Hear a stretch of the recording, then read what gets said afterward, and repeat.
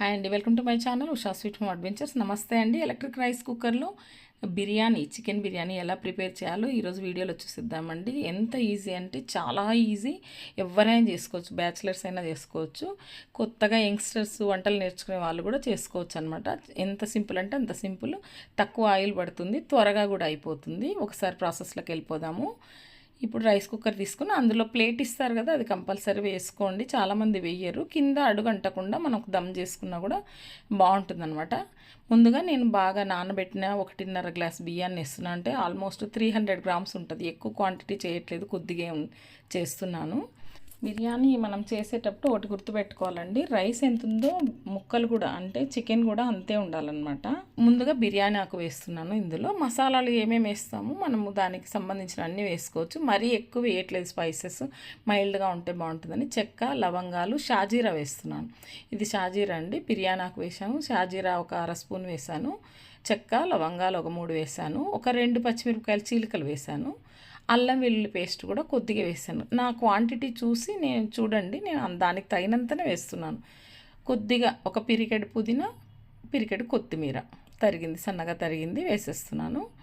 తగినంత ఉప్పు కూడా వేసుకుందాము. ఉప్పు ఇంపార్టెంట్ అండి. ఉప్పు కొద్దిగా ఉప్పగా, బాగా కసం అంటాం కదా, అట్లా కొంచెం ఉప్పగా ఉండేటట్టే వేసుకోండి, అప్పుడే మీకు రైస్కి బాగా పడుతుంది. ఇప్పుడు బాగా మరుగుతున్న నీళ్ళని పోసుకోవాలి, అందుకే నేను ముందు బియ్యం వేశాను. ఒకవేళ మరుగుతున్న నీళ్ళు మీరు లేవు అంటే డైరెక్ట్ ఎసురు పోసి ఇవన్నీ వేశాక బాగా నీళ్ళు మరుగుతున్నప్పుడు కూడా రైస్ వేసుకోవచ్చు, మన ఇష్టం. ఆల్రెడీ నా దగ్గర బాగా హాట్ వాటర్ ఉంది కాబట్టి నేను ఇలా వేశాను. నెక్స్ట్ మనం ఇలా చేయడం వల్ల మనకు త్వరగా అయిపోతుంది అనమాట, హాట్ వాటర్ వేయడం వల్ల. ఇప్పుడు నూనె ముందే ఆనియన్స్ వేయించుకొని తింటాం కదా, ఆ నూనెను ఇందులో వేస్తే టేస్ట్ బాగుంటుంది, బిర్యానీ టేస్ట్. ఎందుకంటే మనము ఆనియన్స్ కంపల్సరీ వేయాలి కాబట్టి ఫ్రైడ్ ఆనియన్స్ నూనెను 1 స్పూన్ వేసేసాను.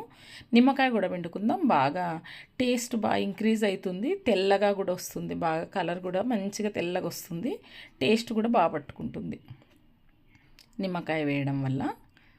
ఇప్పుడు పొడి పొడిగా రావాలంటే 3 గ్లాసుల వాటర్ పోయాలి కదా, నేనైతే 2.5 వేసానండి. ఎందుకంటే పైన చికెన్ వేస్తాను కాబట్టి వాటర్ కొంచెం తక్కువ వేసుకున్నాను, అప్పుడు పొడి పొడిగా వస్తుంది, అన్నము మెత్తగా కాకూడదు కదా. ఇప్పుడు ఆల్రెడీ నా దగ్గర వండిన చికెన్ ఉంది, నేను అందుకే చెప్పాను, మళ్ళీ చెప్తాను మీకని. ఆల్రెడీ మార్నింగ్ నేను బ్రేక్ఫాస్ట్కి చికెన్ కర్రీ చేశాను, అది చిక్కగానే చేశాను, మరి నీళ్ళగా ఏం లేదు. దాని గ్రేవీ మాత్రము సపరేట్ గిన్నెలోకి తీసుకొని ఇట్లా డ్రై చేసి పెట్టుకున్నాను. నా దగ్గర ఉన్న చికెన్ కర్రీ కూడా 300 గ్రామ్స్ పైన ఉందండి, అందుకని నేను ఆ క్వాంటిటీ రైస్ తీసుకున్నాను. ఒక గిన్నెలోకి దాని గ్రేవీ తీసుకుంటాం కదా, అది గ్రేవీ మనం బిర్యానీ పైన వేయడానికని తీసి పెట్టుకున్నాను. ఇప్పుడు చూస్తున్నాం కదా, చూడు చక్కగా ఉడికిపోయి బిర్యానీ రైస్ మంచి గుమగుమలాడే వాసనతో రెడీ అయిపోయింది. ఇప్పుడు నెక్స్ట్ ఏం చేయాలో చూద్దాం. పొడి పొడిగా ఉంది చూడండి, అసలు పలుకులు పలుకులుగా ఉందన్నమాట.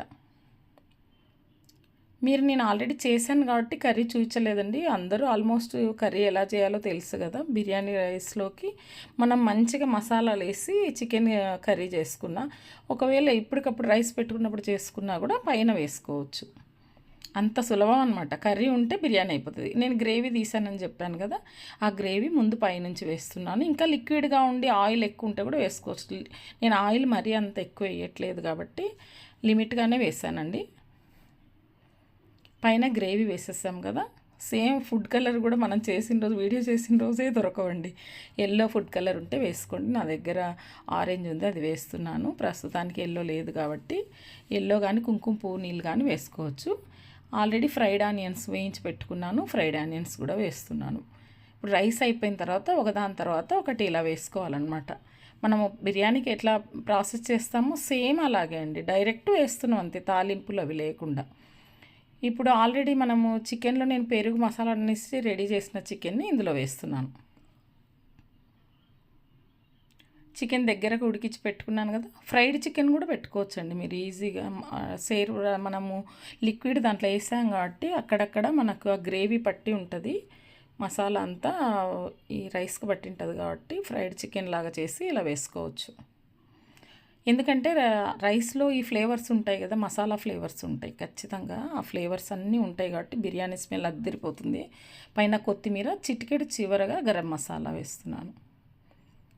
ఈ గరం మసాలా వేయడం వల్ల మంచి టేస్ట్ స్మెల్ వస్తుంది.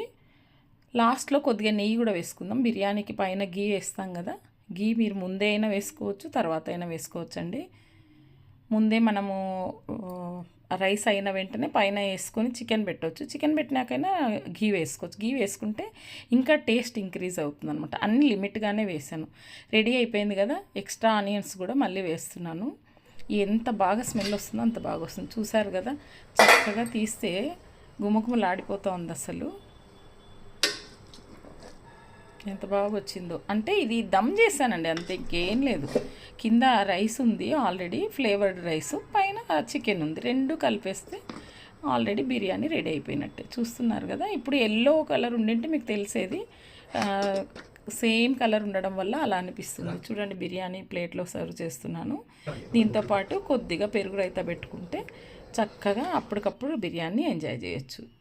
అన్ని మసాలాలు వేసి మ్యారినేట్ చేసిన చికెన్ ఫ్రిడ్జ్లో ఉంటే ఈజీ అండి ఇది చేసుకోవడము. కర్రీ అయిపోయిన వెంటనే రైస్ కూడా ఒక పక్క రెడీ అయిపోతుంది. రైస్ కుక్కర్లో బిర్యానీ చేయడం ఎంత ఈజీయో చూసారు కదా. చికెన్ కర్రీ ప్రిపరేషన్తో పాటు బిర్యానీ ఎలా చేయాలో మొత్తం డీటెయిల్గా చూపించమని ఎవరైనా ఇంట్రెస్ట్ ఉంటే కామెంట్ చేసినారంటే అది కూడా చూపిస్తానండి నీట్గా. ఈ వీడియో చివరి వరకు చూసినందుకు థ్యాంక్ యూ.